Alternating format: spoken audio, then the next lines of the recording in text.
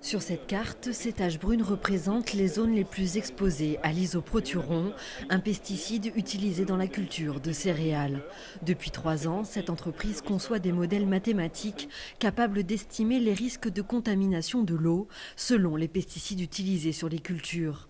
Des données innovantes et utiles pour améliorer les pratiques des agriculteurs et les aider au mieux à optimiser leur production. Un agriculteur, jusqu'à l'arrivée de nos outils, ne savait pas si son application de pesticides avait un impact ou non sur la qualité de l'eau. Aujourd'hui, on a des acteurs économiques agricoles qui disent écoutez, nous on fait partie de la population au sens large, on ne peut pas se permettre derrière d'avoir des influences négatives sur la qualité de l'eau et qui vont mettre en place des démarches vertueuses sans y être obligés par la réglementation. Trop souvent pointés du doigt face à la pollution des eaux, les agriculteurs bretons sont aujourd'hui très investis.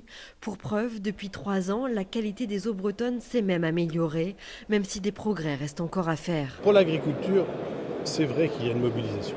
On le sent. L'important, c'est de mobiliser tout le monde, peut-être parfois chacun à son rythme aussi, mais de mobiliser les organisations agricoles, les coopératives, qui sont aussi des prescripteurs, les conseillers techniques, enfin toute cette filière pour toucher chaque agriculteur individuellement. C'est important. Sol peu perméable, réserves souterraines très faibles, 80% des eaux de Bretagne proviennent de sources dites artificielles, d'où l'enjeu majeur de protéger la qualité des eaux présentes.